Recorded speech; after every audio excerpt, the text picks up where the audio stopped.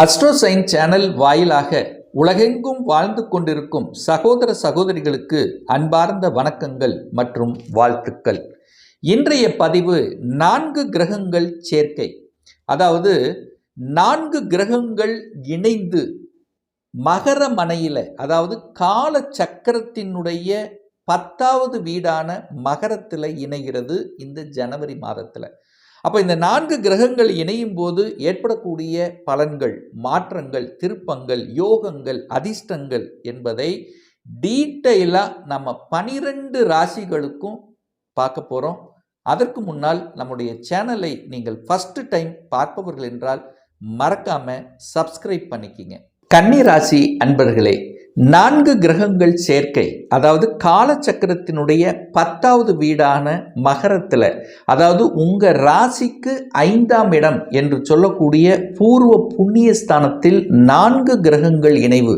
யார் யார் இணைகிறார் அப்படின்னா செவ்வாய், புதன், சூரியன், சுக்கிரன்.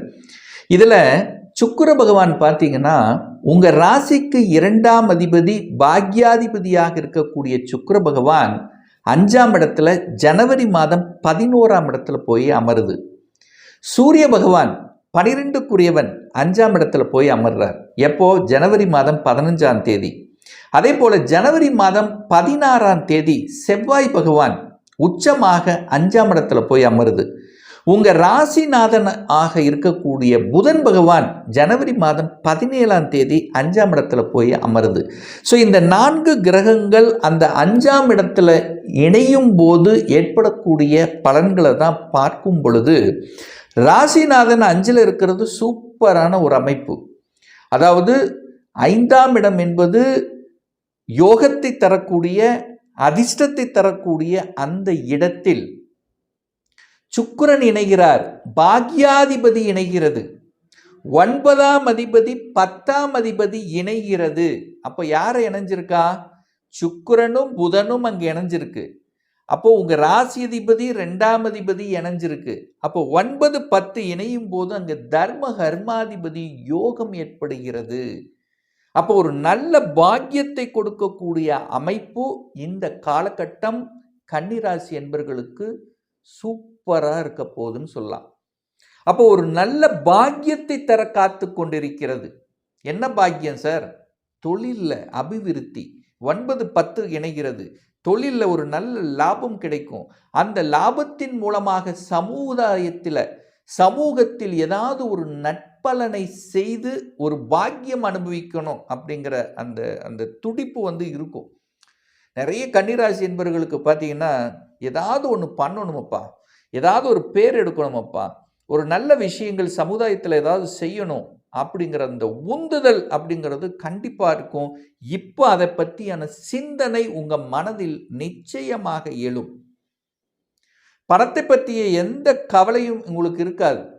ஏதோ ஒரு வகையில் பணம் அட்லீஸ்ட் கடைசி மொமெண்ட்லாவது உங்களுக்கு தேவையான பணம் உங்கள் கைக்கு வந்து சேரும். அப்போ பொருளாதாரத்தில் நிச்சயமாக ஏற்றத்தை கொடுக்கக்கூடிய ஒரு நல்ல காலகட்டமாகவே அமையப்போகுது.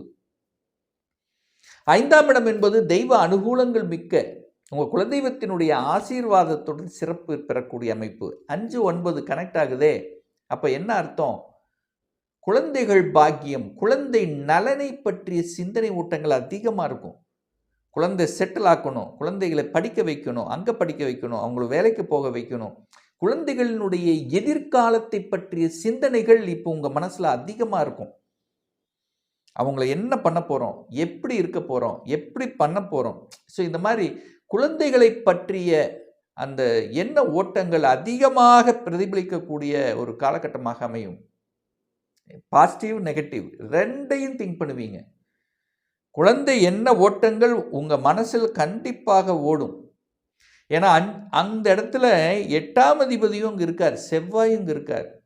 அப்போ குழந்தை பற்றிய சிந்தனைகள், ஏன்னா குழந்தை நம்மளை விட்டு வெளியில் போய் இருக்கு, அங்கே எப்படி இருக்க போகிறாங்க, எப்படி படிக்க போகிறாங்க, அந்த 8ஆம் அதிபதியும் அங்கே இருக்கிறதுனால அந்த சிந்தனைகளும் உங்களுக்கு இருக்கும். நெகட்டிவான சிந்தனைகளும் உங்களுக்கு இப்போ வரும்.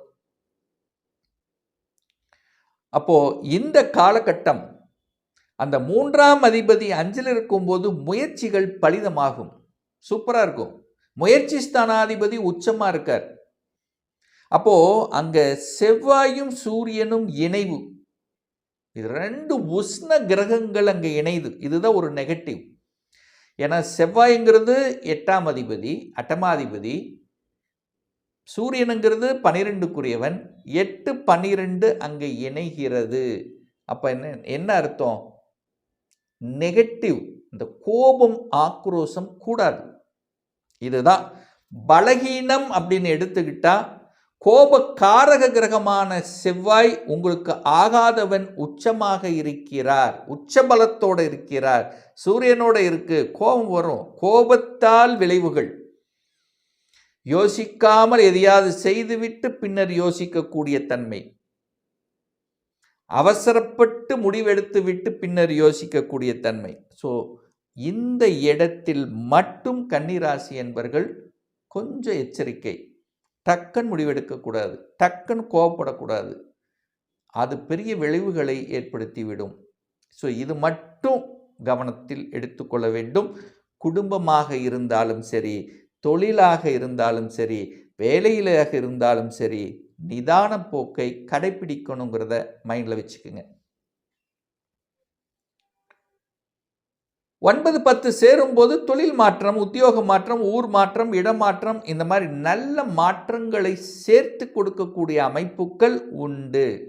ஸோ 8ஆம் அதிபதி வலுப்பெறுது. அப்போ திடீர்னு உங்களுக்கு என்ன சொல்கிறது, ப்ரமோஷன் கிடைக்கக்கூடிய அதிர்ஷ்ட வாய்ப்புகளை கொடுக்கக்கூடிய அமைப்பு. ஏன்னா பாக்யாதிபதி 10ஆம் இடத்தோடவும் இருக்குது. அப்போ வழிகளை கொடுத்து எனக்கு ப்ரமோஷன் கிடைக்கல, ஒரு 2 மாதத்துக்கு முன்னாடியே வந்திருக்கணும், இன்னும் வரல அப்படின்னு இருக்கக்கூடியவர்களுக்கெல்லாம் திடீர் வாய்ப்பாக ஒரு ப்ரமோஷன், இடமாற்றம், இந்த மாதிரி நல்ல தன்மைகளும் உங்களுக்கு கிடைக்கப் போகிறது. அந்த செவ்வாய் சுக்கிரன் அங்கே சேரும் போது என்ன, இடம் சார்ந்த விஷயங்கள், நிலம், இடம், வண்டி, வாகனம், இது எல்லாத்தையும் அமைச்சு கொடுக்கும். அப்ப இடம் வாங்கணும்னு ஆசைப்பட்டு கொண்டிருப்பவர்கள், நிலம் வாங்கணும்னு ஆசைப்பட்டு கொண்டிருப்பவர்கள், ஒரு காலி இடம் வாங்கிய விடணும் அப்படின்னு நினைக்கிறவங்க, இதெல்லாம் அனுகூலமிக்க ஒரு பலனைத்தான் உங்களுக்கு கொடுக்க போகிறது. 5ஆம் இடம் என்பது கலைத்துறையை குறிக்கக்கூடிய அந்த இடம். விளையாட்டுத் துறையில் நிறைய பேருக்கு ஆர்வங்கள் இருக்கும். உடற்பயிற்சி, விளையாட்டு, இந்த இந்த செவ்வாயினுடைய அந்த காரகத்துவத்தில் கொஞ்சம் இருக்கும், பலமாக இருக்கும். சகோதரர்களை பற்றிய சிந்தனை ஓட்டங்கள் எப்படியாவது, இந்த கன்னி பாருங்க, சகோதரர்களுடன் நீங்கள் என்னதான் நல்லது பண்ணியிருந்தாலும் எதையாவது ஒரு குறை சொல்லக்கூடிய ஒரு தன்மைங்கிறது கண்டிப்பாக கன்னிக்கு ஏற்படுத்தும். அப்போ சகோதரர்களுடன் கரெக்டாக இருந்துக்கிறது நல்லது என்பதை மனதில் பதிய வைத்துக் கொள்ளுங்கள் இந்த கன்னிராசி என்பர்கள். 5 7, 5க்குரியவன் 7ல் இருக்கான். அப்போ இந்த நிறைய பேருக்கு பார்த்தீங்கன்னா, இந்த திருமணம் சார்ந்த, சுப காரியங்கள் சார்ந்த, காதல் சார்ந்த விஷயங்கள் அதுக்குள்ள அந்த எண்ணங்களை கொடுக்கும். ஏன்னா 5ஆம் இடம் தான் காதலை குறிக்கக்கூடிய இடம். அங்கே போய் சுக்கிரன் உட்கார்ந்துருக்கார். அப்போ காதலை கொடுக்கக்கூடிய அமைப்பு இருக்குது. அதே செவ்வாயம் அங்கே இருக்குது, அங்கே டிஸ்டர்ப் பண்ணக்கூடிய அமைப்பும் இருக்குது. அப்போ ஏற்கனவே காதலில் இருக்கிறவங்க கரெக்டாக இருந்துக்கிறது நல்லது. பேச்சுக்கள், கரெக்டான பேச்சுக்கள், அதை கரெக்டாக இருந்துக்கிறது நல்லது. இல்லைன்னா சண்டை கொடுத்துரும், பிரச்சனை கொடுத்துரும். ஏன்னா 8 12ஆம் அதிபதி அங்கே சேர்ந்துருக்கு. இதுதான் இந்த கிரக சேர்க்கை. அப்போ என்னென்னா, கலந்த கலவையாக உங்களுக்கு அங்கே இருக்கும். காதலையும் கொடுக்கும், சண்டையும் போட வைக்கும் அப்படிங்கிறதையும் மைண்டில் வச்சுக்குங்க. அதே சமயத்தில் பார்த்தீங்கன்னா, சனி 7ஆம் இடத்தில் உட்கார்ந்துருக்கார். அப்போது 6ஆம் அதிபதி 7ல் உட்கார்ந்துருக்கார். அப்போது செவ்வாய் தனது 4ஆம் பார்வையாக 8ஆம் இடத்தை பார்க்குது. அப்போது செவ்வாய் 8ஆம் இடத்தை பார்த்து, அதே சமயத்தில் அந்த செவ்வாய் 11ஆம் இடமான லாபஸ்தானத்தை பார்க்குது. அப்போ 8ஐயும் பார்க்குது, லாபத்தையும் பார்க்குது. அப்போது இந்த ரியல் எஸ்டேட் சார்ந்த துறையில் இருக்கின்றவர்கள், இடம் சார்ந்த விஷயத்தில் இருக்கிறவங்க, கஷ்டமாக இருக்குது, விற்பனையாகலை, பிரச்சனையாக இருக்குது அப்படின்னு நினைக்க வைத்து அதுக்கப்புறம் லாபத்தை கொடுக்கக்கூடிய அமைப்புங்கிறது இருக்குது. அப்போ என்ன சொல்ல வரேன்னா, திடீர் அதிர்ஷ்ட வாய்ப்புகளும் உண்டு. வழிகளை கொடுத்து விட்டு அதுக்கப்புறம் மகிழ்ச்சியை தரக்கூடிய அமைப்பு இருக்கு. ஏன்னா இந்த 4 கிரகங்கள் 11ஆம் இடத்தை பார்க்குது, லாபஸ்தானத்தை பார்க்குது, மனமகிழ்ச்சி சந்தோஷத்தை பார்க்கிறது. அப்ப சூரியன் 11ஆம் இடத்தை பார்க்கிறார். அப்ப அரசாங்க விலையில் ஆர்வத்தை தூண்டும். ஒரு சிலருக்கு அரசாங்க எக்ஸாம் எழுதணுங்கிற எண்ணத்தை தூண்டும். இயற்கையாகி அந்த இறைவன் கொடுத்த அந்த வரத்தினுடைய அடிப்படையில், அதான் சொன்னனே, தெய்வ சக்தியினுடைய அனுகூலத்தால் நன்மைகள் நடக்கக்கூடிய அமைப்புகள் உண்டு. அப்போ திடீர் அதிர்ஷ்ட வாய்ப்புகள் 8ஆம் இடத்தையும் பார்க்குது, 11ஆம் இடத்தை பார்க்குது, 5ஆம் இடத்தில் உச்சமாக இருக்கிறது. அப்போ திடீர் வாய்ப்புகளையும் பெற்றுத்தரும். சூரியன் தன்னம்பிக்கைக்கார கிரகன் 11ஆம் இடத்தை பார்க்கறதுனால தன்னம்பிக்கையும் அதிகரிக்கும். சாதிக்கலாம் என்கின்ற எண்ண உணர்வுகளையும் அதிகமாக ஏற்படுத்தும் இந்த கன்னிராசி அன்பர்களுக்கு. இப்போ நான் சொன்னது கோடிக்கணக்கான பேர்களுக்கு உண்டான ஒரு பொதுவான பலன். ஒவ்வொருத்தரும் டிஃப்ரெண்ட்டு. ஒவ்வொருத்தருடைய ஜாதக அமைப்பும் தசாபுத்தியும் மாறுபடும். அதற்கு தகுந்த மாதிரி பலன்களும் ஏற்றம் இறக்கம் நிச்சயமாக இருக்கும். ஒரு துல்லிய பலன் வேணும் அப்படின்னா உங்கள் ஜாதகத்தில் கிரகங்கள் எப்படி இருக்குது, கிரகங்கள் வலிமையாக இருக்கா, ஆட்சி பலம், உச்ச பலம், வர்க்கோத்தம பலம், திக்பலம் நீச்சமாக இருக்கா, பாவகிரகத்தோடு சேர்ந்துருக்கா, சுபகிரகத்தோடு சேர்ந்துருக்கா, எந்த டிகிரியில் அமர்ந்திருக்கு, இப்போ நடப்பு தசாநாதன், புத்திநாதன், அந்தரநாதன், சூட்சமநாதன் எப்படி இருக்கிறது என்பதை பொறுத்து நீங்கள் கேட்கக்கூடிய எந்த கேள்வியாக இருந்தாலும் சரி, இந்த 2026இல் சொந்த தொழில் செய்யக்கூடிய எண்ணம் இருக்கிறது, அதற்குண்டான கொடுப்பினை நமக்குடைய ஜாதகத்தில் இருக்கா, அப்படி இருக்கக்கூடிய பட்சத்தில் எப்போ நம்ம அதை ஆரம்பிக்கலாம், இந்த வருடத்தில் எந்த கோர்ஸ் எடுத்து படிக்கணும் என்கின்ற விதியமைப்பு இருக்குது, எந்த கோர்ஸ் படித்தா நம்முடைய ஃப்யூச்சர் நன்றாக இருக்கும், திருமணம் தடைப்பட்டு கொண்டே இருக்கு, எப்போ தான் சார் திருமணம் நடக்கும், எப்போ குழந்தை பாக்கியம் கிடைக்கும், எப்போ ப்ரமோஷன் கிடைக்கும், இது போன்ற கேள்விகளுக்கு துல்லியமான பதிலை நம்மால் கூற முடியும்.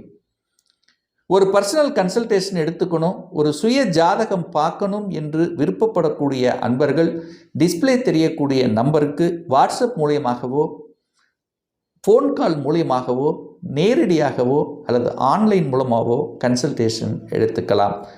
நம்மளுடைய அலுவலகம் கோயம்புத்தூரில் அமைந்துள்ளது. அதாவது கோயம்புத்தூரிலிருந்து மேட்டுப்பாளையம் செல்லும் வழியில் வெள்ளக்கிணர் பிரிவு அன்னபூர்ணா ஹோட்டலுக்கு பக்கத்தில் அமைந்துள்ளது. பிரியர் அப்பாயின்மெண்ட் வாங்கிட்டு நேரடியாக கன்சல்டேஷன் எடுத்துக்கலாம். நிச்சயமாக இந்த பதிவு ஏதாவது ஒரு ரூபத்தில் உங்களுக்கு யூஸ்ஃபுல்லாக இருக்குங்கிறதுல எந்தவித மாற்று கருத்தும் இல்லை. இந்த ராசி நட்சத்திர நேயர்கள் அனைவரும் வாழ்க வளர்க வளம் பெறுக என்று எனது வாழ்த்தினை தெரிவித்துக் கொண்டு விடைபெறுகிறேன். நன்றி, வணக்கம், வாழ்த்துக்கள்.